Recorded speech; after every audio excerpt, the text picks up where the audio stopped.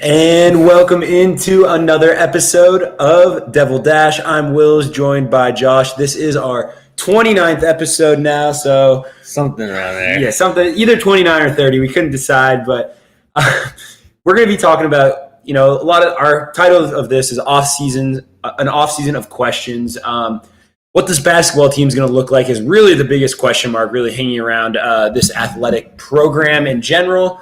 And, can the football team be contenders? I think that's a very serious question. Last year, obviously, we think they were contenders until their season got derailed. And then we're going to talk about, who do you trust more for the future, Bobby Hurley or Herm Edwards? And obviously, I think that answer might be a little obvious, but when we dive a little bit more into it, if we would have asked this a year ago, you probably would have said Bobby Hurley with the way he was recruiting and everything. So we're going to get into a bunch of stuff.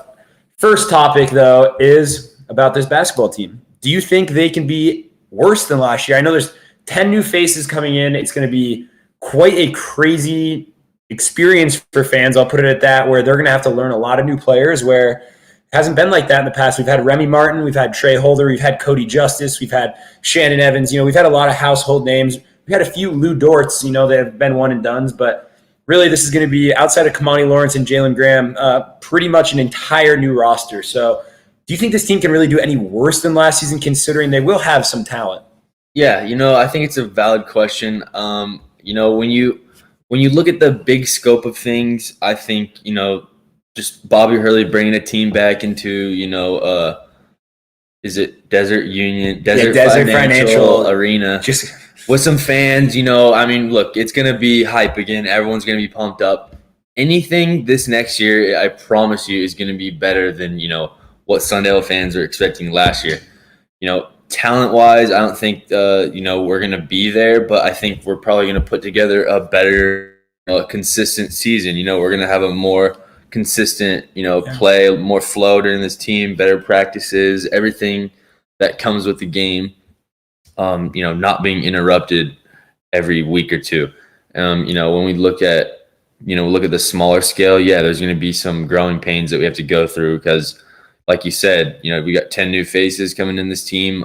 It's going to be, fight every day for your spot. And, that's a good mentality you want to have, though, for a basketball team that's, going to be playing some really tough games in the Pac-12. Well, and I think the lack of fans, obviously everyone played without fans. So when you went on the road, but how much of this identity, or whenever a game is on ESPN, they always show the video of Michael Phelps and the curtain of distraction, or, the Bob Barker, I think, or not Bob Barker, the guy that says, "Let's get ready to rumble." I forgot his name. Bruce Buffer. Bruce Buffer, yes. He's been in the curtain of distraction.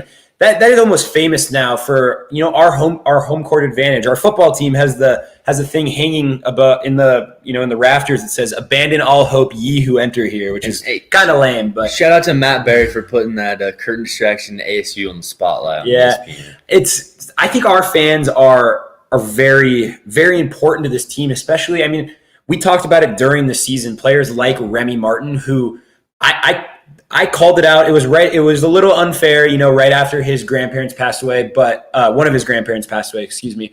That I questioned where his energy was. If he was used to feeding off the crowds and all that, and then he kind of shut me up with 3 or 4 25-plus point performances in a row, and he really was just showing he was in a little bit of a slump, and this season's been a little off. But, we do have a lot of players, the Dorts of the world, the Remy Martins, the Trey Holders that, they were big play players. And by that, I mean they would hit a very big three, a big, we haven't scored in 4 possessions, 5 possessions. They would hit a really big three to get this crowd going, get the student section loud. And, with the success Hurley's seen in recent years, that place is getting a lot louder, a lot more ASU fans are in the building, I remember I've been going to U of A games pretty much my entire life. I've had season tickets to ASU basketball when Harden was there. I've been a fan my entire life. And when they did play U of A, those games were 60% ASU fans, 40% U of A fans. And then I've been to games at McHale Center in Tucson where I can count the number of ASU fans in the building, say, "Oh, they're over there, they're over there, they're over there." It's you can spot the tiny gold spots. Exactly. And it's the difference of a culture, and I think ASU's building that and something they're going to rely on next season, and I think you're really going to see how much these fans actually matter to this team. Yeah, and if someone sits there and tells you that the roar of the crowd when you're down 6, when your team hits back-to-back threes, the roar of that crowd that is just shoots through your body when you're on that court, and you that fuels you. You know what I mean? That's what you live for. That sends a chill down your spine. That's part of the game. That's a part of sports in general, is the crowd, the fans, the interaction. And I definitely attribute some of the failures of last season just to the entire enigma of social distancing and these COVID games and all that. But yeah, I think it makes a big difference. I'm kind of just thinking of this now as I just said this for the first time. This isn't something Josh and I have talked about before, but the big game player model that ASU's had, the more I think about it, the more I kind of question if that's the type of player Josh Christopher was. He always tried to pretend like he was a mini Kobe, if you will. That's what he always took pictures like Kobe. He always acted like Kobe. And I'm curious to see, not to see because we're not going to see it anymore, but maybe that was something that he really missed out on. Was I'm pretty sure he was at the Oregon game last year before he committed when we beat Oregon at ASU. It might not be Oregon, but it was a big game that I remember. It was the year before COVID, maybe. Okay. And he was at the game when he was getting recruited and stuff. And it was a very big game, and he was there. And I wonder if he missed out. Obviously, part of the reason you commit to the Kentuckys, the Dukes, is because the Cameron Crazies, the Rupp Arena is sold out, all that stuff. Like, that's part of the culture. That's part of what makes Kentucky, and Kansas is they have these home court advantages. And ASU's been very good on their home court. So I don't know. I'm just kind of putting it all together that maybe, Josh Christopher has been the type like Trey Holder. I'm not saying he's a much more talented and polished player than Trey Holder, but, in college where he may have relied a lot more on the fans. Yeah. I mean, a big emotion player. Especially being, the freshman and that he was, he wasn't used to empty stadiums even in high school. Like, this dude's high school games were like packed houses. You take 3 steps out of bounds on the court and you're running into videographers, like legit, big academy schools, the big time players that are getting recruited, like we've never seen high school players get recruited before. And he's used to that. I mean, he knows everybody. Think about high school. He knew everybody in the stands knew who that guy was, rooting for him because he was probably the best player on their team. And I think it's just things like that just factor into. But yeah, he at the end of the day he got robbed. All these kids got robbed. Especially Remy Martin, I feel the most for. I mean, Remy was trying to cap off a fantastic run at Arizona State. Yeah. And I feel bad for him. I feel bad for the whole team just last year, but I'm already kind of looking forward to next year because that's what Bobby's got to do. That's what everyone has to do. We just got to put it behind us. Say, hey, we learned plenty from what everybody went through, and now we got to just be better for it. And it's kind of up to Kamani too, to gonna have to lead this team through some of the valleys that we're gonna go through. And I think it's interesting. I know he, especially for me, I think a lot of people. I'm not the only one in the boat on this, but he's been criticized for how last year went. Bobby Hurley. There were some coaching decisions that we've talked about on the show that we questioned. All that. With the way things went down, with the way we had a top 10, 15 recruiting class last year, and we were supposed to be maybe even an Elite 8, Sweet 16 team last year. The way things went down, it's almost only right to really, it's not even a rebuild, but completely change the face of this team. If you still had Remy Martin coming back, and then, he's still, obviously Remy Martin was one of the best point guards in the country and, deserves his respect. But, you can't have a repeat of last year, and you can't be so reliant on Remy Martin scoring 25 points every game. So, to kind of give this whole team a new identity, something they really struggled to have last year. They never really had an identity, and I think that's a problem. I think he did a good job. He did bring in some talented scorers, which ASU hasn't had outside of maybe one player on the team at a time. To get a few people that can score, I think will be very valuable for Bobby Hurley and his roster. Yeah, and too, I'm a realist. I like to be optimistic about these things, but at the end of the day, we're gonna have guys who can score. We're gonna have guys who can play, but I haven't really checked our length. This new set of guys, how tall we are. How are we gonna really compare to this new UCLA, almost a powerhouse, if you will say, jokingly, but Oregon is going to be there, and they're going to be tall, physical team that is going to make a run in the Pac-12 tournament for sure, probably win it, but in the NCAA tournament for sure. And that's just one of those pillars in the Pac-12 that I think it's going to take a lot and a lot of consistency to beat that, and then finally overcome a team like that. And I think next year is going to be really important for recruiting, that you don't fall flat on your face, because man, it might not be, it may be this year, it may not be this year, but next year. But man, U of A is going to be back. Tommy Lloyd's going to build a program there.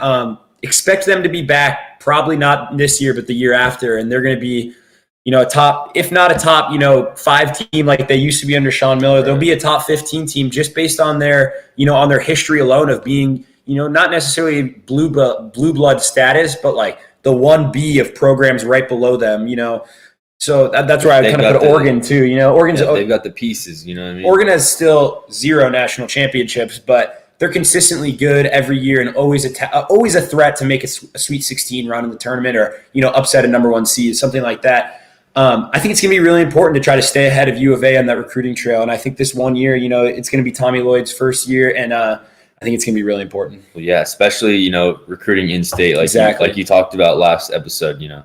That's step number 1. I mean, if you can't beat the new guy at work and sales, for a area that you've been fishing in for 3 years, I think maybe that just says something in itself. But anyways, yeah, we are going to move on to our next one. Talk a little football here. We're going to talk basketball and football, and then we're going to talk about just the football team in the last segment. But the question raised here is, who do you trust more, Bobby Hurley or Herm Edwards? And this is specifically for the future, because I have on the screen, I think the football team is currently in a much better place than the basketball team, and I don't think anyone's going to argue that.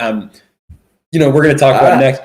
We're going to talk about next week whether we think that if the football team is a contender to win the Pac-12. So we're going to talk about that. And this season alone, just not looking at last season and this season, who do you trust more to lead their program to a title? I mean, we haven't seen really any hardware, anything that matters, a Pac-12 title. We've seen some Alamo Bowl trophies where, we beat Florida State 13-6, or is that the Sun Bowl? I don't even remember what it was. After their third string quarterback snapped his ankle. Yeah, we had 6 turnovers, and oh my gosh.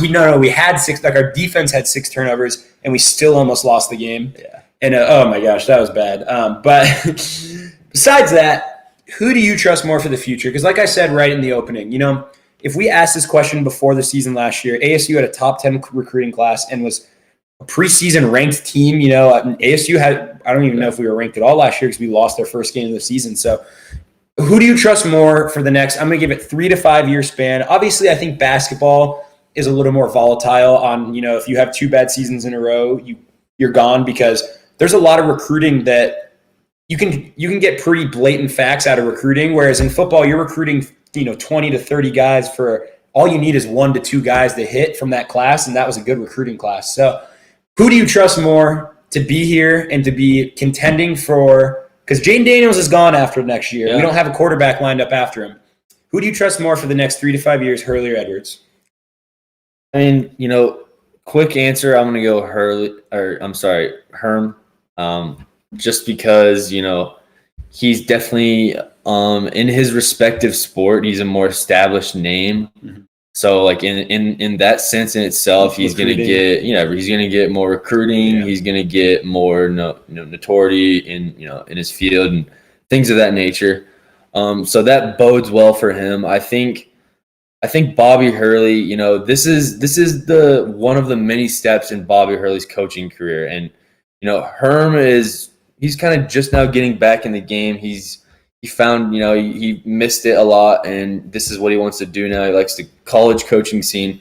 But I think, we could potentially, very maybe far down the road, we could see Bobby Hurley, coaching an NBA team, maybe, a G League. I don't know, anything of that sort.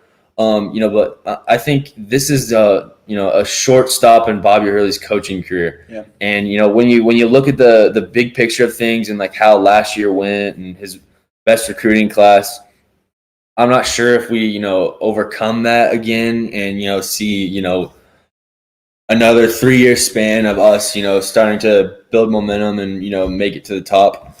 Hopefully I jinxed it, but I just think with what Herm's going on right now with our football program, especially next season, how we ended last season going into this next one, I'm pretty excited with what we've got.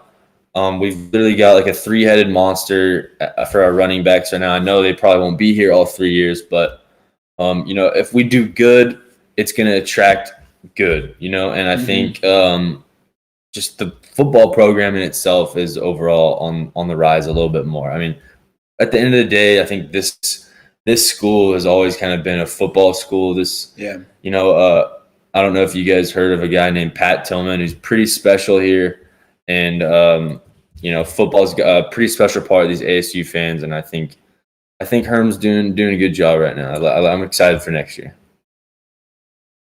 I really want to answer Herm here, but I'm going to answer Hurley just to argue with you. And here's why. Last year was so crappy on so many levels for football to start. Then ASU fans just rolled with the punches and it rolled right into basketball, where basketball was somehow, which we didn't even think was possible, more disappointing than the football season. And really the only this is all was going on during COVID. That's why I'm answering Hurley here, because Hurley had not had a step in his career where he didn't go up a little bit. Okay, next year, little tick up, little tick up, little tick up, little tick up. Then we hit COVID, and instead of small step down, we did this. We did this real quick. Herm has the team right here, and the reason why I'm going to say 3 to 5 years is I don't know if ASU is a good enough program to be a contender for 5 consecutive years. So if we're 5 years into the future, we have no clue. There's not going to be one player on this team in 5 years. Is Herm going to be here in 5 years? He's an older guy. He's older than Hurley. His age has always been a question. Is Antonio Pierce still going to be here? Where football coaches get graduated way quicker than, and in basketball, I don't think assistant coaches really matter as much as, Antonio Pierce, Marvin Lewis, a lot of those, Zach Hill, a lot of those guys. So I think Hurley's the right answer here, because Hurley has done something better in it for this team every year. And then COVID made it all fall flat on its face. ASU seemed like they've had the talent. This slap in the face and, hey, this is Jane Daniels' 3rd year already. Yeah. Believe it or not. How crazy is that? It seems like he just got here. It seems like he stepped on campus yesterday. It is really ridiculous that there hasn't been not only any results, but really a whole lot of progress. I know from year 1 to year 2 of Jane Daniels, we're like, man, this is Texas' second year. This is the year. And then COVID happened. Same thing to basketball. But the thing is they had a year before that where they were pretty average too. I know, okay, rookie QB or freshman QB. Okay, there's going to be a lot of question marks with that. I don't know if ASU is capable with Herm Edwards and the style of football he plays to be a 10-win team for 3 to 5 years from now, consistently every year. Whereas I think Bobby Hurley can build a program. Maybe it's not this year, maybe it's not next year, but he's going to build this program back up the exact same way he took a team of 4-year players like Trey Holder and Cody Justice. Cody Justice went to Mesa. The last person that went to Mesa from here that got consistent minutes was Jahi Carson, who was, one of the best players in Arizona. But there's not a lot of Mesa kids on the ASU team. He was a 4-year Mesa kid. And it's crazy because now we're getting 5-star. We're out recruiting Michigan for Josh Christopher. And this was a bad year. I think Bobby Hurley is going to lead us back to here. And I think he is closer to a championship, because I think the Pac-12 is also worse in basketball than they are in football, because football, all it takes is one team. And you can get screwed by playing them, not screwed because they rightfully get to be there, but you get a 1 game against them in the Pac-12 championship where for Pac-12 tournaments, you could be the 4 seed and, the 2 seed over here, you're not on their side of the bracket, and that's who you match up bad against. So odds of you playing them in the championship, slim. I don't know. I just went on a rant there, but I talked myself into Hurley there. Yeah, and I agree in a sense that it's a lot easier for, if we're just breaking this down like in the most simple form, I think it's a lot easier for a coach to get a group of 5 guys, or I guess you could say, 5-10 guys, counting the bench as well. Yeah. To, go on a better 15-game run than you could get 80-plus guys, to put in the same amount of work and the same effort for a football game. Yep. And it's just basketball is a little better, a little like faster, quicker turnaround sport. Sorry, I just caught my words right there. Okay. And I could just see, like you said, Bobby Hurley, turn the program around a lot quicker than, let's say, if maybe in 2 years Herm gets us to, first in the Pac-12. I think if you gave Bobby Hurley, from right now, this is considered his rebuild in a sense. He could get us, faster to a Pac-12 title than, Herm would. Oh, and I also think I'll admit 2 things. Although I answered Hurley here, I think the counter argument to that is, A, it's much, much, much easier to make a Pac-12 title in football than it is basketball, because football, you're split into 2 divisions. And for example, in our division this year, U of A was terrible. They went winless. So you're competing against USC, Utah, and Utah wasn't all that good either. And Colorado was, they beat us. I think we didn't play Utah, but 2 average teams really. And U of A, it was ASU, U of A, Utah, and then UCLA, who was pretty solid. So realistically, it was between USC, Utah, UCLA, and ASU. All right, and I guess Colorado. Okay, let's just count out everyone but University of Arizona. There's 4 other teams you're competing with, whereas when you get into a Pac-12 tournament for basketball, you're competing against all 11 other teams. Well, 10, unless you cheat like the University of Arizona and get a postseason ban. But yeah, so I think it's easier to make one, whereas that's why I want to see more results. Second argument is Herm hasn't been here as long, but he hasn't fallen flat on his face like Hurley did this season. So I think that's another positive for Herm to say, he's going to build a more consistent program. But Hurley has been here for like 6 years now. So I think next year is Herm's biggest test by far. He kind of has his 2-year roster in a sense. It's not perfect. It's not where he wants it, ideally, but he's got some talent, and he got some results last year. You know what I mean? Like we had some pretty good games. So this is a great transition that you didn't even intend to. But how the Pac-12 is going to shape up football-wise, man, ASU, let's start with ASU here. I don't know exactly how Herm did in his work the first 2 years, especially last year. I think we went like 2-2 or something. Like, I don't even know. But it was they lost to USC, where we actually played a great game, and if you win that game and you just recover that onside kick, or they don't get a tip touchdown pass, you really talk about, we come back on this show that next week and say, what a dominating performance by ASU. They went on the road and really just outplayed USC for, the entire game. And instead we came back and COVID happened and season was over because you lost that first game. If ASU comes out, I think it's 12-game schedule again this year. I sure hope so. If they come out 7-5, that's a disappointment.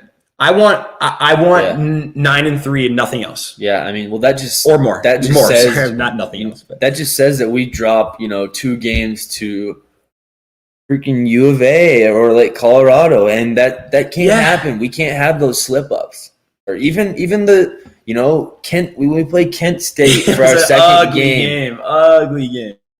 Even if it's close, even if we do win 42-35, we can't have that. It needs to be just a throttling, a U of A throttling of a program like that. And that's where you are up so many points that you sit Jaden and you have him coach, the second string guy because Jaden's gone after this year. So that second guy's literally. I'm not opposed to us getting a transfer quarterback either. I think it's possible. I'm not really too keen on how many available good transferred quarterbacks are going to be after next year, but Herm could make something happen. I mean, we still have – so our backup right now is Trenton Burgett, who's a redshirt freshman out of Marana, Arizona, which is right outside of Tucson. So, I mean, looks like the second coming of Trevor Lawrence to me. Oh my! That's the picture of Trevor Lawrence on the depth chart. So, I mean, the thing about ASU is we've really had 4 or 5 star quarterbacks. We've been spoiled by this. We've had 4 or 5 star quarterbacks for really like 5, 6, even dating back to Manny Wilkins, and we had Dylan Sterling Cole, we had Ethan Long, we had what was the guy that Bryce Perkins, yeah. We had the guy that transferred to Memphis, I forgot his name, that went to a New Year's Six Bowl. Oh my gosh, Brady White. We had a lot of players and who was the guy that sat behind Manny Wilkins? I forgot, who was a 5-star. Not Berkovici, sure. But I can't remember his name. But man, it was just a lot. Sterling Cole. Yeah, well, I think you're right. It was Sterling Cole, who was a 5-star, and then actually ended up being terrible. But we've been spoiled with our draft picks, and boy was built like a punt returner with our quarterback picks. Yeah, he was built like a punt returner. But the draft just came around. Keaton Slovis already. I'm hearing projections for him to go number 1 next year. Wow. But keep out for Kayvon Thibodeau too. He's going to go in the top 5. There's going to be a lot of good players coming out of the Pac-12. The teams might not be the best, but there's going to be a lot of good players, and I'm really looking forward to that ASU USC game again, because hopefully it's going to be at Sun Devil Stadium this year, because we played at the Coliseum last year. So hopefully there's fans in the stadium, and hopefully it's a game that decides what the Pac-12 South looks like, because that's what this program needs after last season, is an exciting game like that has implications for the program. Yeah, so you're telling me you're excited to go to Sundale Frank Cush Field and 110-degree weather and sweat your face off? Hell yes. I've been doing that my entire life with season tickets. It's nothing new to me. Nothing new.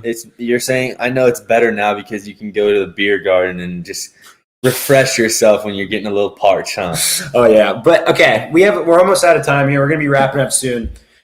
Give me your prediction for Pac-12 South winner, Pac-12 North winner, and then who wins the Pac-12 for football to start, and then we'll move on to basketball next year. Yeah, that's a tough question. I mean, I'm going to go with in the Pac-12 South. I'm going to go with USC winning it. Ooh, scared you for a second. I don't know. No, what's UCLA's quarterback's name? DTR. DTR all the way. No, that boy's half a nugget or whatever. Half a meatball is what he. Half a meatball. That is what he referred to me on Instagram. DTR, the UCLA quarterback, referred to me as half a meatball, whatever that means. No, our defense is going to make him look like half a meatball, half a meatball next season. So I guess we got the Trojans winning the South. Let's go dark horse UW. Okay, I like to win the North, and I mean, after you tell me, the Trojans are probably gonna have the first pick of the draft. I mean, I can't deny the program that's kind of got it going on right now. So I'd have to pick either Oregon.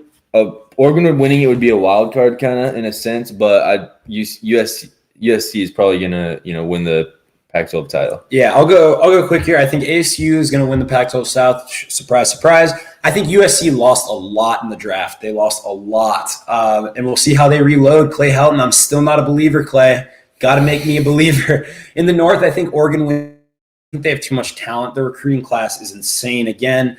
Dark horse, though, is for me Washington State. I love James DeLaura, so I really liked what I saw from him last year. I don't think they have nearly enough talent to win the Pac-12 North, but I think dark horse. Really quick, we're almost out of time. Who do you like to win the Pac-12 for basketball next year? Oof. Let's go UCLA. Put together a good season. I agree. I'm going to also say UCLA. That is all the time we have today. Come back next week for what we think is our 30th episode. We both got haircuts for you guys on camera. We got all of our hair. We looked like homeless guys on the side of the road, but we are clean now. We are looking forward to our 30th show next week. For Wills and Josh, we thank you for watching. Make sure to check out Dash Sports on Instagram, Twitter, any social media. It's at Dash Sports. Check out our website, which is www.dashsports.tv. Thank you so much, and have a great rest of your week.